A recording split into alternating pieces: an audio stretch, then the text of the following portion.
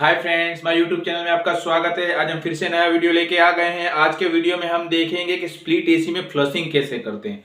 अगर आपके एसी में कुछ कचरा, कोई चीज आ गई, नमी आ गई है तो उसे हम साफ कैसे करते हैं, आज पूरा वीडियो में आपको बताऊंगा। और इसके बाद क्या है कि 4 वीडियो में आपको बताऊंगा, जो वैक्यूम का है, फ्लशिंग है, लीकेज कैसे चेक करते हैं, एसी का पूरे डिटेल आपको बताऊंगा। ये सबसे पहले आज हम देखेंगे स्प्लिट एसी जो होता है उसमें फ्लशिंग हम कैसे करते हैं। पूरा वीडियो, अगर आप हमारे चैनल पे नए, प्लीज चैनल को सब्सक्राइब करें, वीडियो को लाइक करें, शेयर करें, कमेंट जरूर करें। तो देखिए, सबसे पहले मैंने यहाँ पे जो उसका चित्र दौरा हुआ है, इंडोर यूनिट और आउटडोर यूनिट। जो हमारा स्प्लिट एसी होता है वो क्या हो, 2 भाग में डिवाइड होता है। तो इसे हमें क्या करना पड़ता है, अलग अलग, समझिए कि साफ करने के लिए अलग अलग करने की किसी प्रकार की जरूरत नहीं है। हम दोनों यूनिट को एक साथ हम फ्लशिंग कर सकते हैं। जैसे हम फ्रिज में करते हैं ऐसे ही फ्लशिंग हमें इसमें करना है। लेकिन इसमें क्या है, सिस्टम थोड़ी अलग है, कंप्रेसर अलग है। इसके लिए क्या, हमें सिस्टम में इसमें समझना पड़ेगा। तो सबसे पहले हमें क्या करना है, तो समझिए, सबसे पहले आगे इसमें क्या होता है, कंप्रेसर में ऑयल भरा हुआ होता है। और ये क्या होता है, जो ये होता है कंडेंसर। कंडेंसर क्या, कॉपर का होता है। लेकिन क्या है, किसी बार क्या होता है कि फिल्टर ब्लॉक होने की वजह से, कैपिलरी ब्लॉक होने की वजह से क्या होता है,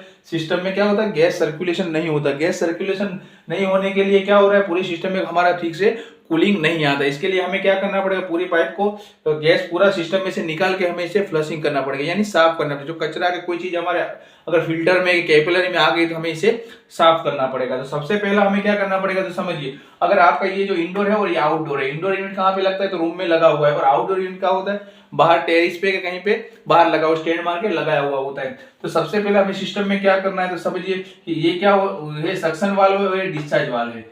जो डिस्चार्ज वाल्व का काम का जो गैस सर्कुलेशन होता है, जैसे हमें कंप्रेसर में क्या होता है, डिस्चार्ज लाइन और सक्शन लाइन कैसे होती है, जो खींचने और फेंकने का काम करती है। जैसे यहाँ पे क्या होता है, कनेक्शन किया होता है पाइप से। इंडोर में कनेक्शन के लिए क्या होता है, यहाँ से 2 बोल्ट मारे हुए होते हैं, यानी नट बोल्ट कनेक्शन करके हम इसका पाइपिंग करते हैं। यानी बीच में जो होता है वो क्या होता है, पाइपिंग होता है। तो सबसे पहले हमें क्या करना है, तो यहाँ में सबसे पहले हमें सक्शन वाल्व को थोड़ा सा खोल देना है। एलएनकी की मदद से, 4 या 5 नंबर की एलएनकी आती है, एलएनकी की मदद से हमें क्या कर देना है, इसको थोड़ा वाल्व थोड़ा खोल देना है। खोलने से क्या होगा, यहाँ से जो बाहर की एयर है वो क्या करेगा, वो खींचेगा। समझिएगा।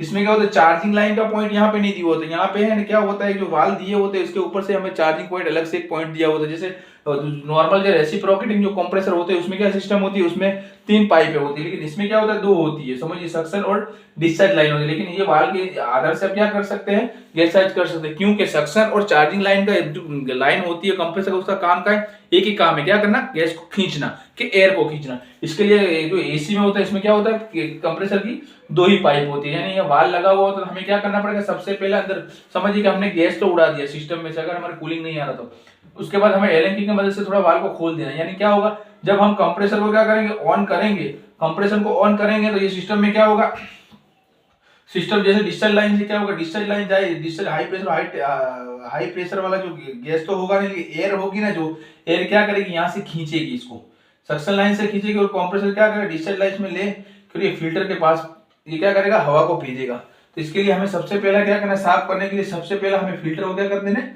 अलग कर देना है। ठीक है, ये वाल्व खोल दिया हमने, कंप्रेसर ऑन कर दिया, हमें फिल्टर को अलग कर देना। और फिल्टर को तुम अलग करोगे तो क्या होगा, यहाँ पे हमें अंगूठा रख के क्या करना है, इसका फ्लशिंग करना है। यानी किसका फ्लशिंग होगा, तो कंडेंसर का फ्लशिंग होगा।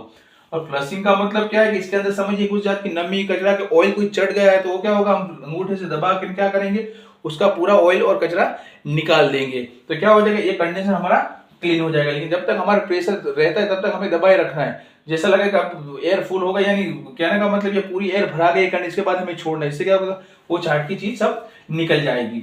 इतना हमने करने के बाद क्या करना है, हमें नए फिल्टर को लेना है। इसमें क्या होता है, आपको पता होगा, स्प्लिट एसी में स्टेनर फिल्टर का उपयोग किया जाता है।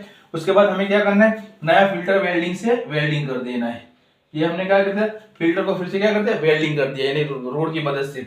वेल्डिंग करने के बाद हमें क्या करना है, कैपिलरी जो फिल्टर हम निकालेंगे, हमें कैपिलरी भी निकालनी पड़ेगी, यानी ऊपर का जो वो है वो निकाल देंगे। उसके बाद क्या करना है, कैपिलरी का हमें उसमें जॉइंट लगा देना है। और जूने को तो हमने निकाल दिया, और नए को हमें क्या करना है, कैपिलरी को निकाल देना है। और समझिए अब हम क्या करेंगे, समझिए गैस क्या काम करेगा, यहाँ से जब एयर खींचेगा तो ये क्या करेगा, डिस्चार्ज लाइन से कंडेंसर में डालेगा, कंडेंसर में डाल के डायरेक्ट कहाँ पे देगा, फिल्टर में देगा। और फिल्टर कैपिलरी में हो कि वो क्या करेगा, आगे सेंड करेगा, यानी कहाँ पे जाएगा, इंडोर में वो कनेक्शन देगा, यानी इंडोर में एयर जाएगी। कि फ्लशिंग के लिए क्या होगा, जो हम बाहर खुला रखेंगे तो क्या होगा, कि इसके लिए आप नाइट्रोजन का भी उपयोग वाल की सिस्टम से कर सकते हैं। समझिए वो कैसे करना है, तो यहाँ पे चार्जिंग पॉइंट दिया होता है, आप नाइट्रोजन की बोतल लगा के भी इसका क्या कर सकते हैं, फ्लशिंग कर सकते हैं। नाइट्रोजन की बोतल आपके पास तो बेस्ट सॉल्यूशन है फ्लशिंग करने के लिए। अगर आपके पास नहीं है तो एयर की मदद से भी कर सकते हैं।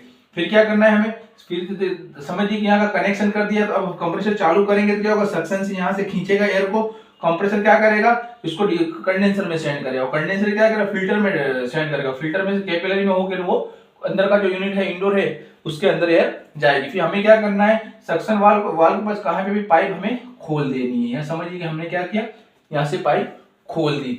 अब खोल दी तो अब क्या करेंगे, हम यहाँ पे अंगूठा रखेंगे, तो जो अभी हमने जो लास्ट में जो फ्लशिंग किया वो कंडेंसर का हमने फ्लशिंग किया, यहाँ पे हम अंगूठा रखते हैं, यहाँ का जो इंडोर यूनिट में कोई भी प्रॉब्लम, कचरा होगा कि ऑयल होगा, किसी चीज का मॉइस्चर होगा, तो वो क्या होगा, अंगूठे की मदद से वो फ्लशिंग हो जाएगा, यानी जितना भी कचरा होगा सब सिस्टम में से यहाँ से बाहर निकल जाएगा। इस टाइप से हम क्या कर सकेंगे, पूरी सिस्टम का फ्लशिंग कर सकेंगे। हमें किसी भी चीज को अलग करना नहीं है, लेकिन ये दो भले कंपार्टमेंट दो है यानी यूनिट दो है, लेकिन एक ही यूनिट में हम क्या कर सकेंगे, उसका पूरा फ्लशिंग कर सकेंगे। उसके बाद फ्लशिंग हो गया, उसके बाद हमें क्या कर देना है, इसको हमें वेल्डिंग कर देना है। ये सिस्टम से हम क्या, जैसे फ्रिज में है सेम टू सेम ही सिस्टम है, लेकिन क्या है, अगर आपको ज्यादा चीज दिखेगी एसी और फ्रिज में तो आप कंफ्यूज हो जाएंगे। इसके लिए मैंने आपको वीडियो बताया कि हमें फ्लशिंग कैसे करना है, कई पाइप को कैसे काटनी है, कौन सा फिल्टर लगाना है।